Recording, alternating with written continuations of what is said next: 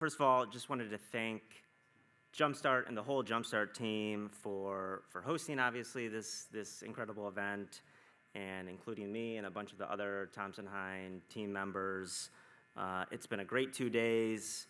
I know we're winding down to the last few events, but already looking forward to what's in store for next year. This has been such a great event, and again, thank you, Jumpstart. As Bridget mentioned, my name is Ganley. I'm a partner in Thompson Hine's New Ventures group. It's basically our startup group. We represent startups and startup investors from kind of start to finish and everything in between.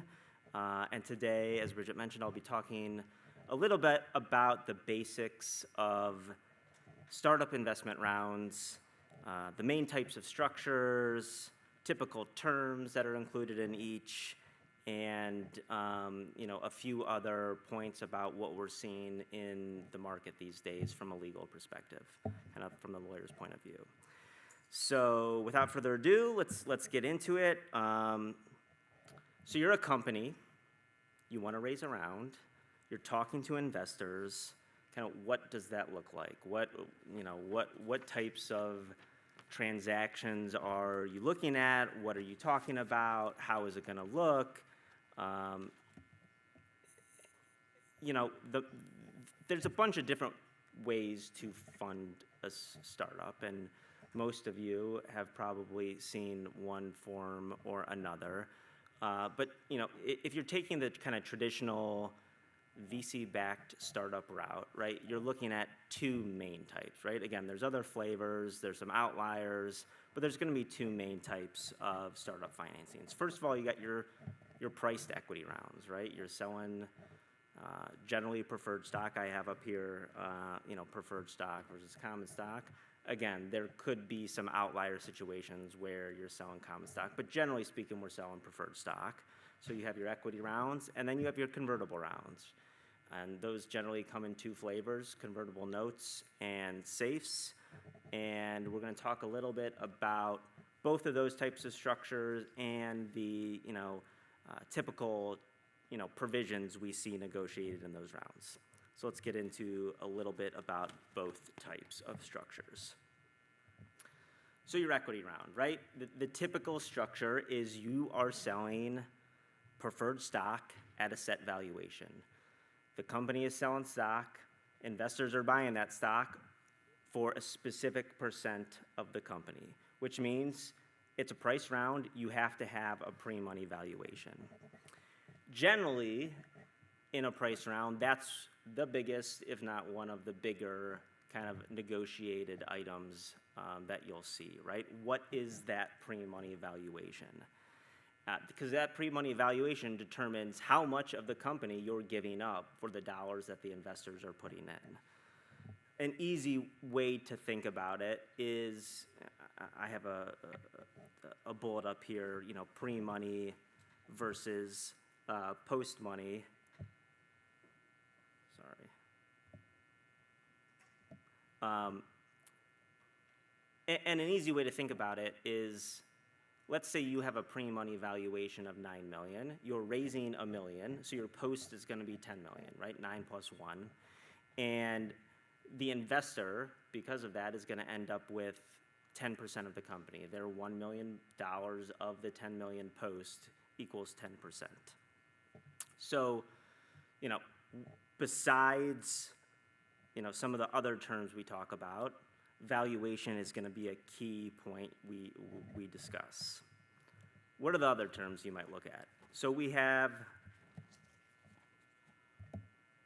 sorry, I'm working this remote here, dividends. A lot of preferred stock rounds have some form or fashion of dividends, right? There's both cumulative, or what is known as accruing, or non-cumulative, non-accruing dividends. Accruing dividends, think about as an interest rate, right? If it's a 6% accruing dividend, you basically have a 6% interest rate on your investment that's going to accrue as long as you hold that preferred stock and either gets paid or converted at some point in the future. If you have a non-cumulative or non-accruing dividend, it's basically a mechanism for the preferred stockholders to get a dividend before the common stockholders do. So that might be a point that a particular investor negotiates. Another big one is liquidation preference, right? And there's two main types. Again, when you're selling preferred stock, when investors are buying preferred stock, they are expecting certain enhanced rights. One of those is a liquidation preference. Basically, they're going to get some money potentially before the founders, before the common stockholders get any money on a sale of the company or a liquidation or other dissolution. There's two main types, participating and non-participating. The vast majority of deals we see these days are non-participating, but you do have some outliers and that include participating, and it's situation specific. What is the current status of the company? How is it doing? What are the investors involved, et cetera?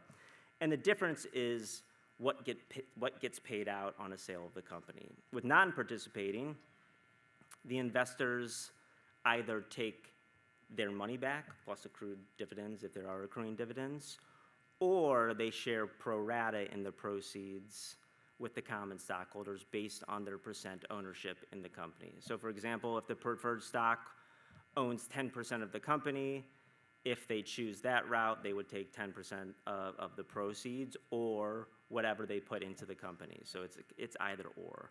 While participating is and, it's not either or, it's and. They take their money back, plus accrued dividends if there are accrued dividends off the top, and share pro rata with what's remaining with the common stockholders. So a big economic term that's sometimes negotiated heavily in preferred stock rounds. Other terms, conversion rights. Preferred stock is always going to be optionally convertible by the holder into common stock. There's a few different reasons why an investor would want to do that, but that's just a standard term that won't really get negotiated. What can get negotiated is a mandatory conversion right. When can the company force the preferred stockholders to convert into common stock? A reason the company might want to convert them into common stock is in anticipation of an IPO. If you're going to IPO, you're not going to IPO with preferred stock and common stock. You're not going to IPO with multiple classes of stock. You're just going to IPO with common stock. So you need a mechanism to force all the preferred stock to convert into common stock. So that's often a negotiated piece. How can the company, under what circumstances can the company force the preferred stockholders to convert into common stock? Other terms, anti-dilution protection. This is mainly for down round protection. So if you bought your stock at $1 and then a year later the company's selling stock for 50 cents, you want some protection to account for that. So that's a standard term that's included in 95+% of preferred stock rounds, maybe even more. Voting rights, typically,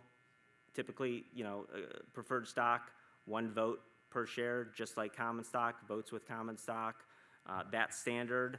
What's often negotiated are what are typically referred to as protective provisions. So, the intent of a typical VC investor isn't to take over control of the company, at least not initially, right? They're making a minority investment. So they need ways to protect that investment, and one way is through these protective provisions, which basically is a list of actions the company cannot take without the consent of a certain threshold of the preferred stockholders. So again, a typical vote for stockholders is, hey, if you get a majority, you can pass this particular stockholder vote. What these protective provisions say is, I don't care if the common owns 80% of the company, you still can't take 1, 2, 3, 4, 5 actions without the consent of, say, a majority of the preferred. And that list of 1, 2, 3, 4, 5, they're big ticket items. They can include things like selling the company, issuing dividends, changing the board, doing new financing round, taking on certain debt. So they're going to be kind of more strategic, bigger items, but they're often included and often negotiated. A few other terms that you'd likely see when negotiating a preferred stock round. Redemption rights, again, those come in and out of favor We don't see a lot of those these days, but still potentially could see that in a term sheet. Basically, what it is a put right. The investors, after a certain period of time, have the right to sell their stock back to the company, and the company has to purchase it. Again, it's usually seen in times when investors have more leverage, either depending on the market, depending on the current status of the company, who that lead investor is. Again, not seen a ton these days, but it is a provision that could be negotiated. Registration rights, those deal with the company going public. Can a certain subset of investors require the company to go public at a certain point? Or if the company is going to go public, can those investors require the company to register their shares too so they can sell them? So often included, not really highly negotiated, but another point you might see. Right of first refusal, co-sale, these are things, again, pretty typical, not heavily negotiated, but you definitely see. This has to do with the stock that the founders own. So the typical thought is you want some protection on your cap table, and you want some protection on the founders exiting their position in the company. And so what these rights say is if founder A has been or set up a deal to sell some of his or her stock to someone on a secondary transaction, before they can pull the trigger and sell that stock, they need to offer it to the company on the same terms, at the same price. And if the company declines, then offer it to the investors at the same price and on the same terms before they can end up selling it to that third party. And if the company doesn't buy it and the investors don't buy it and they're still going to sell it to that third party, a co-sale right is basically a right of the investors to tag along on that sale and sell a proportionate position of their stock in connection with that sale. So it's a way to one, dissuade founders from selling, but also kind of protect the interests of the investors at the same time. Board rights, another big one. So typically, investors in a round are going to want some board representation. So it's, how big is the board going to be? Is it going to be 3 seats? Is it going to be 5 seats? Out of those seats, who are going to control the designation of those? Is it, the founders, the common stockholders, the CEO, the investors? Of the investors, which investors, get to appoint? Is there going to be an independent? So, another big point that directly impacts the control of the company. A few last ones, a drag along. It's basically a contractual right for a subset of the stockholders who want to sell the company to force everybody else, along with that sale. It's a way to protect, from a small minority of the stockholders from holding up a potential sale of the company. Founder equity vesting requirements. This is often a emotional topic when founders are negotiating an investment round or a term sheet with investors. Let's say you have a founder that never had vesting on their shares. Investing by, it vests over time so that if you walked away and not fully vested, you would not get to walk away with your unvested shares. But let's say you had a founder who didn't have vesting at all, or had already completed their vesting schedule by the time they're talking to investors, or are coming up on the end of their vesting schedule. An investor may very well come in and say, we're about to write you this very large check, and if you walked away tomorrow, you'd walk away with all or a large portion of your stock, and part of our investment is an investment in you, investment in the team, investment in how you're leading this company. So it's really important that you stick around post our investment. So again, in those situations where there was no vesting, vesting's almost up, or vesting's been completed, investors might come to the table and say, I don't care what you currently have. I don't care you've been here for 3 or 4 years. We need to institute some vesting on your shares that you currently have so that we have some security you're going to stick around.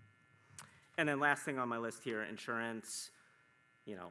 For sure, if an investor is going to get the right to a board seat, they're going to want D&O insurance if you don't already have it, which you should consider getting anyways.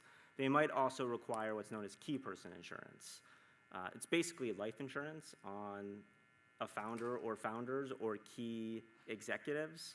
Again, if there is anybody on the team that is kind of vital to the success of the company going forward, key person insurance might be considered.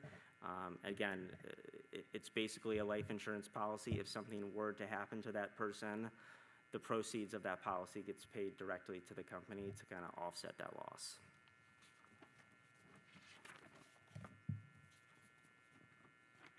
All right, I said that was the end of the rights, but I got a couple more for you. Information rights. Again, these are negotiated in most preferred stock rounds. It's, what do you have to provide to the investors? Annual financial statements, quarterly financial statements, annual budgets, things like that. Again, typically included. The exact contents, whether it's quarterly or monthly, can be negotiated, but you'll often see that. Same with inspection rights, the rights of investors to kind of inspect the books and records of the company and go to the facilities, inspect. That's a typical right that you'll see. And last but not least, preemptive rights or pro rata rights. Again, this is a right to participate in future rounds of the company up to your current percentage ownership of the company. So if I, investor A, own 5% of the company, and the company is now doing a new round, whether it's a preferred stock round or a convertible round, which we'll talk about in a second, I have the right to purchase up to 5% of that round so I can maintain my ownership. It's not a free 5%. I don't just get 5% so I don't get diluted, but it's a right to purchase on the same terms as everybody else that amount of the new round so that I can maintain my percentage ownership. I have in here, is that all investors versus major investors? Sometimes there's a threshold negotiated that says certain of these rights, like pro rata rights or information rights, are only given to investors that have invested at least X dollars. And those folks are typically called major investors, so that could be negotiated. But it's an investor right that will be negotiated in connection with a preferred stock round. So I talked a lot of provisions there. I think some, as I mentioned, are pretty standard, and you're going to see included in every round, probably not negotiated, or at least not negotiated hotly. The big ones that you do see some negotiation with, again, valuation, that's the key economic term. So you're going to see, potentially a lot of back and forth on that. Your liquidation preference, again, that drives the end result on the economic side. So that's, often something that's negotiated. The protective provisions and the board seat. That's the control provisions. Besides economics, investors want a way to protect their investment because they're going to be minority stockholders in the company. Those are two ways for the investors to, kind of monitor the company and control it in certain respects. One other point I didn't mention that's often, negotiated heavily are reps and warranties. So if you're buying preferred stock, you have to buy it via an agreement, right? Typically a purchase agreement or some sort of subscription agreement. And in there, there's typically going to be reps and warranties of the company that say, the company is currently not, included in any litigation. The company has no employee issues. It's following all laws and, regulations. There's standard lists, in typical startup docs of agreements of reps and warranties, but those often can be negotiated pretty heavily. How long is that list? How far does it go? What's included? How many disclosures are required? So another thing to keep in mind when you're talking about the big items that are negotiated in the preferred stock round. All right. I blabbed on about preferred stock rounds for a while, so I'm going to quickly go through convertibles. So convertibles, the two main types are convertible notes and safes. I'll hit quickly on both. Why do a convertible round as opposed to a preferred stock round? So there's a number of reasons. I think the two main ones are efficiency and valuation. So efficiency, as you can tell from my 15 or so minutes talking about preferred stock, there can be a lot of provisions negotiated, which means there could be a lot of documents and a lot of pages and a lot of time and legal fees spent.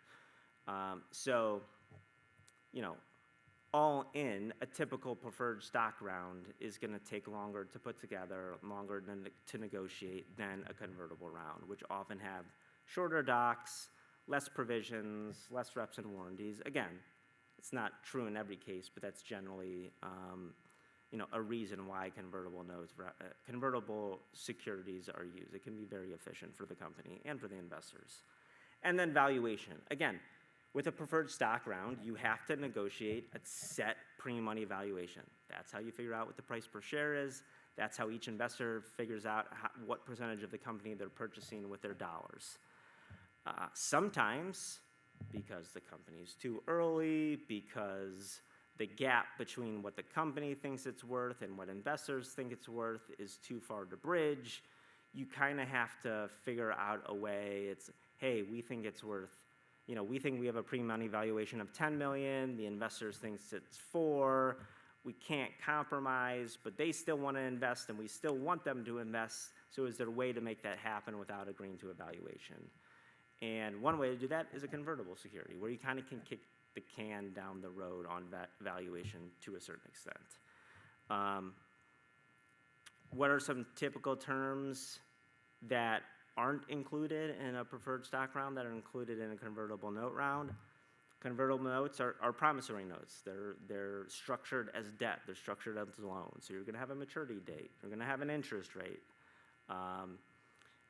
Convertible notes, by their very nature, are intended to convert at some point in the future into the stock of the company.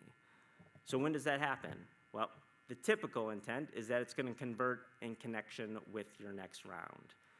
You investor, give me, the company, your money now. I issue you this convertible note, and at the next round, that's priced by some other third-party investor, my note will convert into that round with some sort of kicker we'll talk about in a second. So that's kind of a qualified or non-qualified financing would be the next round of the company. It can also convert in connection with the sale.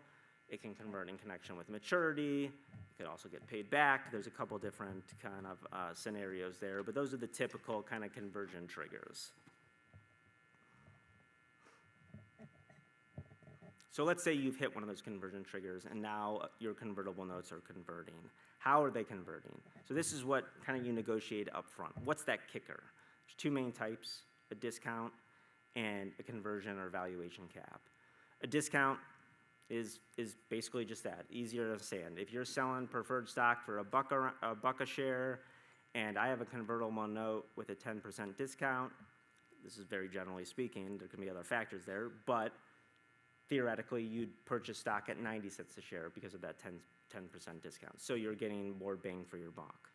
A conversion cap or valuation cap is the max cap or max valuation at which your note will convert. So let's say we've reached your next preferred stock round. The investors are investing at a pre-money valuation of 10 million, but you negotiated a valuation cap of 7 million.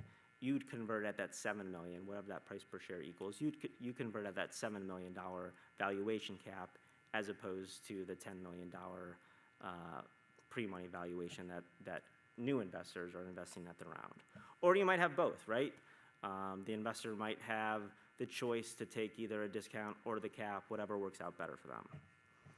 Other terms, right? It's debt, so theoretically you could include a security interest. Those happen on a minority of the deals. Typically you don't see that, but could be negotiated. Prepayment, again, the intent is not to make this a true loan. Like the investors in startups aren't in it to get 6% interest, right? They want to convert and get some much larger return. So prepayments are generally prohibited unless agreed to by the investors. MFN, a most favored nation clause, sometimes included too, that basically says, while my note is still outstanding, if you issue a new convertible note or a new SAFE that has better terms than what you gave me a 10% discount, and now 6 months later, you're giving other investors a 20% discount, I get those better terms too. And then finally, just like preferred stock rounds, you can see I have negative and covenants here, but those are basically protective provisions, pro rata rights, board seats, reps and warranties. So it can get complicated, but in a different structure. And then finally, SAFEs. So SAFEs stand for Simple Agreements for Future Equity. Basically works the same way as a convertible note. You give me your money, I give you this SAFE, and at the next priced round, my SAFE converts into the shares being sold at that round at a discount or at a valuation cap. So fairly similar. The main differences are, one, there's a standard form. So Y Combinator, West Coast Accelerator, and VC a number of years ago put together the SAFE. They came up with the concept, drafted it. It's iterated over the years, but you can go to their website and download it. And most SAFE rounds use that form. So there's a standard form that, has been vetted over the years and that, thousands of transactions have used. So, it's, again, going back to efficiency, it can be very efficient. Convertible notes, there's no standard form. They all generally look the same, but different law firms could have different forms, different angel groups have different forms, so there's no one set form. So that's a difference. Unlike notes, which again are debt or debt-like securities, there's no maturity date, it's not a loan, there's no interest rate, and there's typically minimal reps and warranties. So just the bare bones, again, for efficiency's sake. So I went over a lot there. I blabbed on for 25, 30 minutes there. In either a convertible round or a preferred stock round, the first step is generally going to be negotiating a term sheet with your lead investor or investor. And so these are a lot of the terms that, might be included in that term sheet. Here's a kind of a chart that shows some of the differences between the various structures we just talked about in terms of, do we have to think about valuation? How about protective provisions? Are information rights generally included? So kind of a breakdown of, what is typically included in the different types of structures. So basically kind of a synopsis of what we just went over. But back to the point I was making, the term sheet is going to be generally the first step. A few other things that could be included in a term sheet: closing conditions. Maybe you're an LLC and your investors only invest in Delaware C Corps, which is pretty typical. So a closing condition might be for you to convert into the Delaware C Corp. Obviously, the amount being raised. We've agreed on the pre-money valuation, but how much can we raise at that amount, right? That's going to be negotiated and put in your term sheet. And then a minimum to close. Maybe you need to raise $3 million. Your lead investor is putting in $1 million, but they don't want to put in that $1 million until they know you have another $1 million lined up, because it de-risks their investment to a certain extent. So other items that can be included in a typical term sheet, both preferred stock and convertible securities.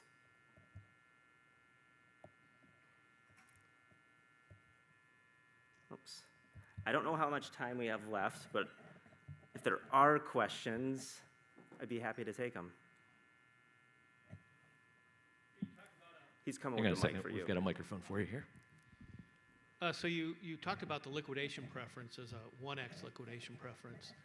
Do we see any other liquidation preferences anymore?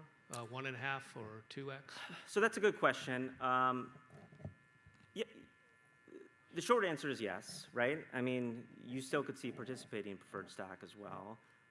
We do see, multiples for liquidation preference, but it's going to be in kind of the outlier situations where, the circumstances aren't as great for the company. The investors have more leverage. There are investors out there that's part of their investment thesis where they need to take some multiple. So sometimes you see that as well, but it's usually in situations, like I said, where kind of the investors have a lot more leverage than the typical negotiation.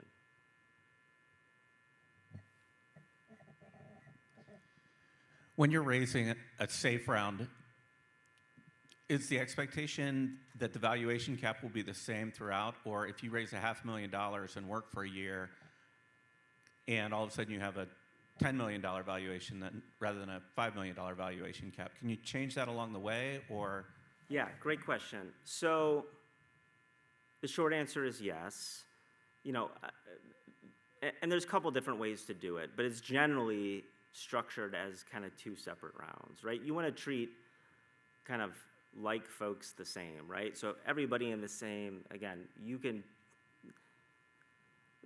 there are ways to manipulate it, but generally speaking, it's nice to have everybody in the same round treated equally with the same terms.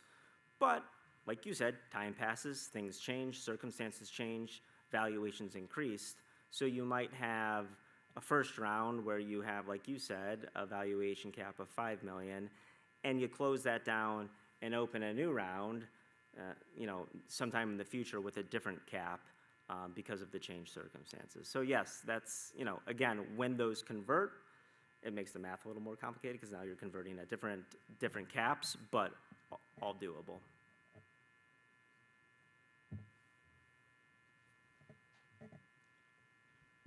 What cap size are you seeing for Cleveland-based companies for safe notes? So, good question. I'm a lawyer, so the valuation side, is just going to be anecdotal, right, from what we see. And to be honest, it's been a weird 18 months, as probably a lot of you guys have seen out in the market. So we've seen a wide variety. And it's a good question because it brings up another point, too. When are safes used? We talked about valuation, uncertainty, and we talked about efficiency. Safes and convertible notes used to be used mainly as bridges, right? You might have that valuation uncertainty because you're in between rounds, or you might have that valuation uncertainty because you're super early, and so you're kind of bridging for 6 months, 12 months to get to that next round. Now you're seeing them more. You're seeing them used in a lot different situations as full-blown rounds themselves. It's not a bridge to another round you have planned. It's your current round, and that next round might be 2+ years away. So because of that, that cap range is really dependent on where you're at, kind of, and the circumstances behind that raise. So, sorry, that's a it depends answer, but it's the best I got. One more over here. Hey, Sean. Hey. So, can you explain the mechanics of pre-money and post-money safes? Sure. I don't fully understand it. Yeah, good question. So, the standard Y, and I know we're running out of time, but I'll make this short. The standard Y Combinator safe used to be a pre-money safe, and over time they switched it to a post-money safe.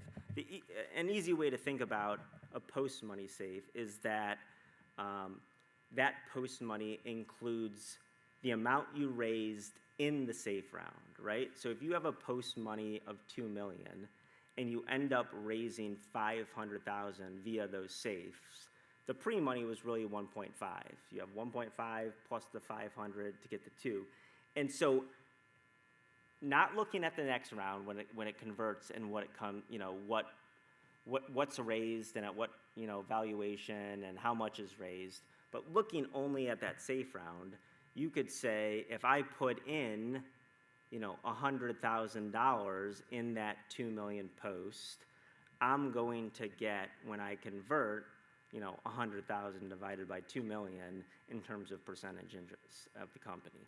Now, again, that's going to change because now you have a new round being layered on top of it, but that's generally how a post-money works. A pre-money, you couldn't exactly tell what that percent was going to be because it's a little different math. So the theory was a post-money made it more clear for everybody what you'd convert into. The downside is if you plan to raise 500, great, right? I mean, it's 1.5 plus 5 equals 2. But if you end up raising $1 million, that changes your effective pre-money from 1.5 to $1 million. So, it's more hurtful to the founders if you go over your original intent in terms of how much you're raising. All right, we have one more question over here. Hoping this isn't too off-center, but curious, I'm with a VC fund, and oftentimes we see founders that kind of get surprised at the end of the round about how much they've spent. Any best practices for just kind of having conversations, especially with VC funds as they're taking on parts of their legal fees as well during that round to kind of keep costs efficient? Yeah, so great question. I didn't include in my slide deck, but a typical provision that's going to be included in a term sheet from a VC is you're going to cover our legal fees or up to a certain amount of our legal fees in connection with the round, right? And that can be anywhere from $5,000 to 6 figures depending on the round. And that's in addition to your own legal fees, right? I mean, you have company counsel that's negotiating with your VC on the doc. So, theoretically, you can 2 times that. Our intent in all these deals is to have that conversation up front, right? To make sure they understand. It really depends on the size of the deal and the nature of the round. So we help negotiate that. If we're on the company side, we help negotiate what the VC is requesting for reimbursement, but also discuss with them how much our fees would be in connection with that, so they can get a totality of the picture of fees. But talking about it up front is always key. Again, because a lot of VCs include that provision in the term sheet, that kind of prompts the discussion, but having that discussion is key. Done? All right, well, thank you everybody for coming and listening. I'll be around and happy to answer any further questions. Feel free to reach out, and thanks again.